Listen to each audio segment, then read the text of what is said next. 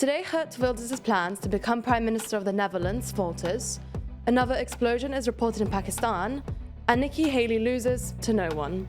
From TLDR News, this is your daily briefing for Wednesday the 7th of February 2024.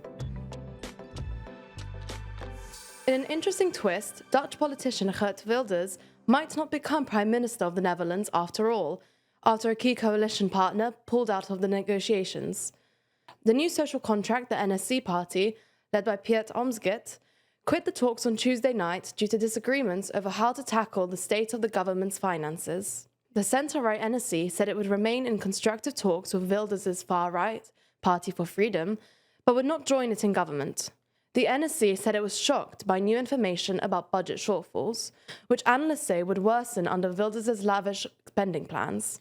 The NSC also said it wouldn't want to keep making promises to Dutch people that it knew it couldn't keep. In response, Wilders called the NSC's decision unbelievably disappointing and accused Wilders of throwing in the towel while discussions were ongoing. Elections in the Netherlands often lead to months of talks before a coalition government is agreed, and Wilders was relying on Wilders' support to secure a right-wing majority government with four parties, including his own. So there now appear to be three possibilities. The initial plan of a right-wing government led by Wilders, a government with a Labour-Green alliance, or another election. The collapse of coalition talks has left Dutch politics at a stalemate, and it's uncertain what the solution will be. This week on Wednesday, Labour's Ronald Plasterk, the former education minister chairing the coalition talks, will meet the leaders of the four parties, including Wilders. Alternatively, the outgoing Prime Minister, Mark Rutte's Conservative Party, and the populist Farmer Citizens Movement are other prospective allies.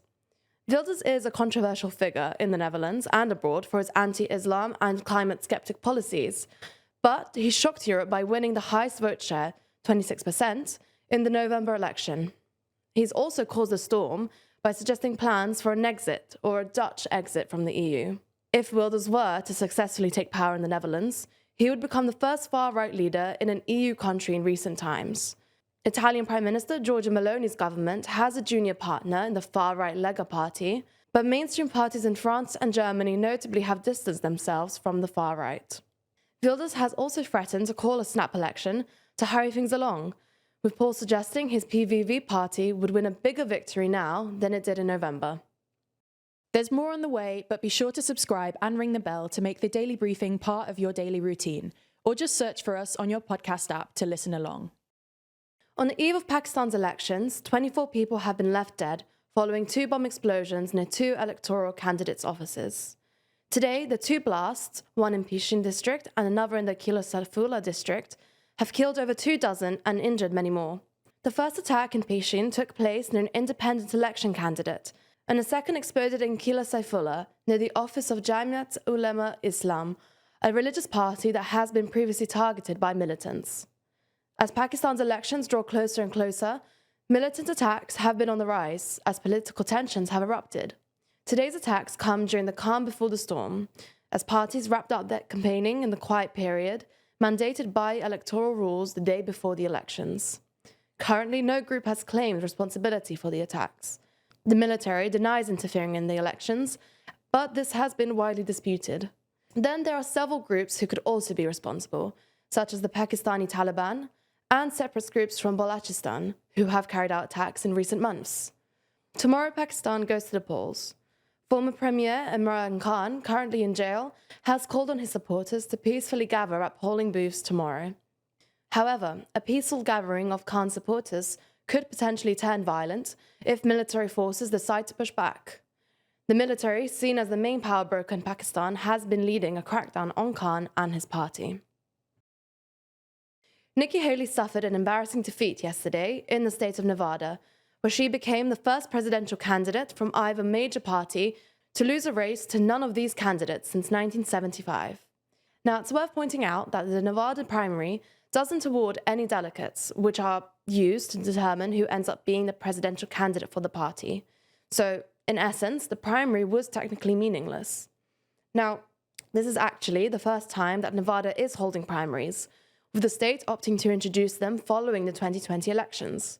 However, the Republican Party in the state didn't support this and called them an all-new, very expensive and meaningless process.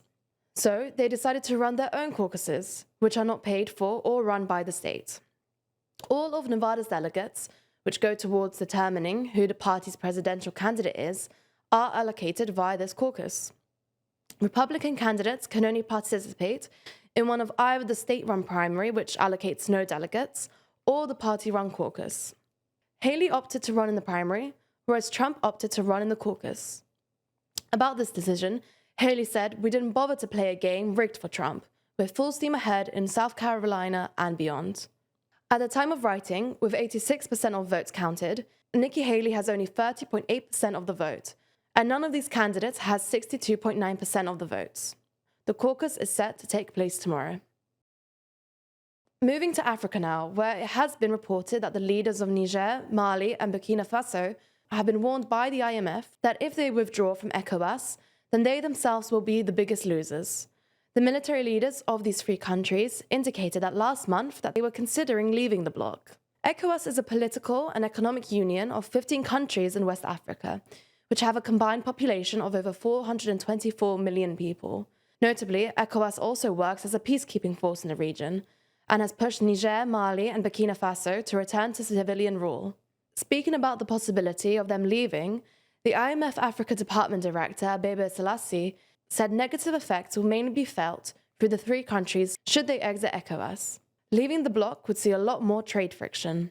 He added, "These countries are already landlocked, already facing quite a bit of transaction costs in terms of their trade with the rest of the world, and that they now risk facing even higher transaction costs, which would be detrimental to these countries."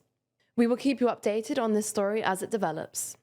And finally, in some more uplifting news, women in Turkey can use their own surnames after they marry now.